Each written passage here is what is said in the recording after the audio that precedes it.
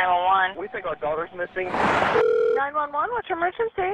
Okay, where would your daughter go? Go ahead. We rushed over to her house and she's not here. Hello, 911. Kaitlyn was just 22 years old. Then she hung up. And then she barely hung up. Her 7-week-old baby girl in the back seat. And Kaitlyn's ex-boyfriend We have a lot of history with this guy. about to make good on a promise. She was shot? Yes, she's out.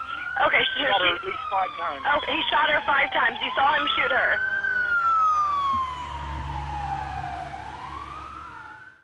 I want everyone to see this baby girl.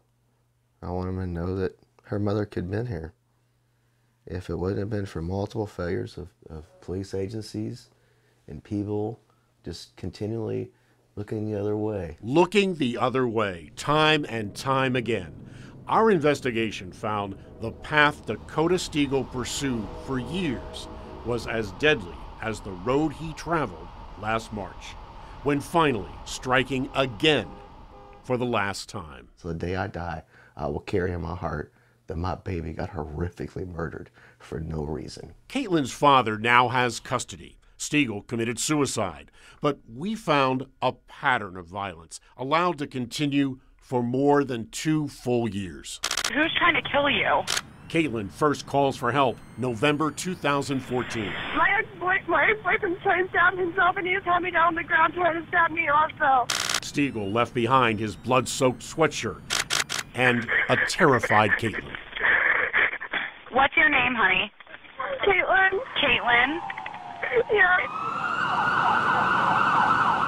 Stegall had stabbed himself in the chest. He was committed for a mental health evaluation. 3 months earlier, at the county fairgrounds, he was arrested for throwing chunks of concrete in a crowded parking lot.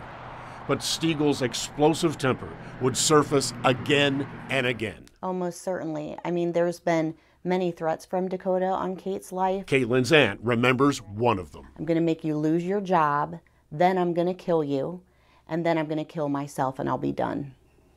That's what he told her. By 2015, arrested again, trying to steal wine.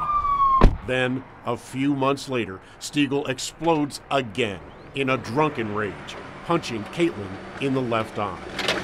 In May 2015, she files for this protection order, telling a judge, "I don't feel safe." Instead, Stegall was allowed to roam free.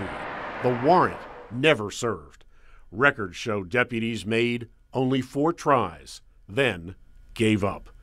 Kaitlyn's case was dismissed. Hi, I had the police out here earlier. So, just weeks later, Stegall lashes out again for the 3rd time. So he started pulling my hair and holding me down on the bed and hitting me.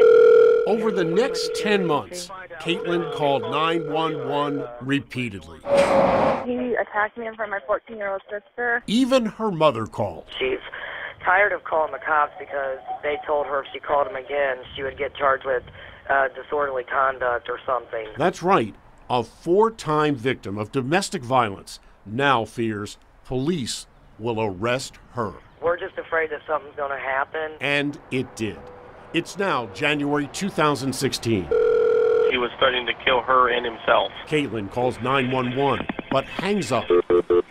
And 1 month later, Stegall strikes again. He was in a domestic with his girlfriend again tonight. Kaitlyn has now been threatened with her life 6 separate times over 16 months. She had tried to get away from him. She knew they were not good for each other.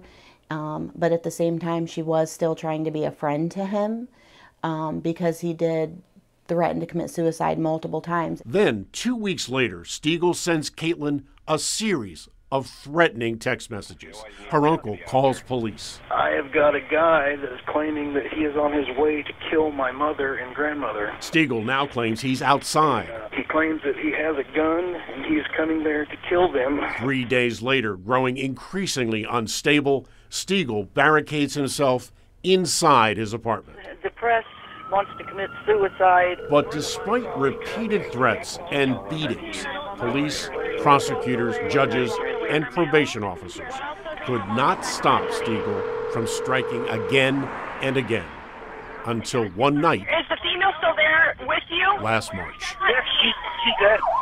She's dead? Multiple people knew. Multiple people seen it, and they never said nothing. We're going to be bystanders to let beautiful little girls like this be raised without a mother? What kind of society are we bringing up? What kind of society are we living in today?